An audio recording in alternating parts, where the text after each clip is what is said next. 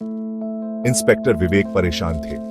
उन्हें मिली धमकी ने मर्डर केस में एक खतरनाक मोड़ ला दिया था। अब सिर्फ अजय मेहरा के कातिल को ढूंढना ही काफी नहीं था, ये कुछ और बड़ा और खतरनाक लग रहा था।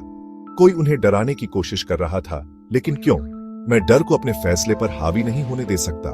मुझे पता लगाना है कि इसके पीछे कौन है और वो क्या छुपाने के लिए इतना बेताब है। ये धमकी, ये एक इशारा है। इसका मतलब मैं सच्चाई के करीब पहुंच रहा हूं, लेकिन सच्चाई क्या है? नेहा मेहरा, अजय की बीवी, बेसुध थी। उसका गम सच्चा लग रहा था, लेकिन कुछ गड़बड़ लग रहा था। विवेक ने और जांच करने का फैसला किया। मिसेस मेहरा, क्या आपके हस्बैंड के कोई दुश्मन थे, कोई राज थे? नेहा का संतुलन बिगड़ गया। राज? मुझे नहीं पता। वो अपने आप में ही रहते थे। उस फाइल के बारे में क्या मिसेस मेहरा, जिसके लिए आपके हस्बैंड का कत्ल हुआ? नेहा के चेहरे पर डर की झलक दिखाई दी। फाइल? कौन सी फाइल? नेहा की आवाज धीमी थी। उसने अपने शॉल को कसकर पकड़ लिया।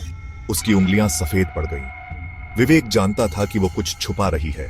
मासूम बनने की कोशिश मत कीजिए मिसेस मेहरा, हमें फाइल के बारे में पता है। नेहा का बनावटी रूप टूट गया।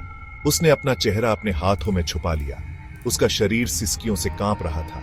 क्या ये गिल्ट था, डर, या उसे गुमराह करने का एक चालाक तरीका?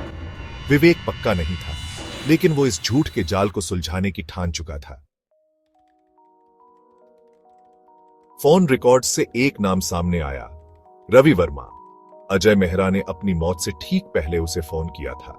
ये रवि वर्मा कौन था और इस केस से उसका क्या कनेक्शन था? विवेक ने उससे मिलने का फैसला किया। पता हमें एक सुनसान गोदाम तक ले गया।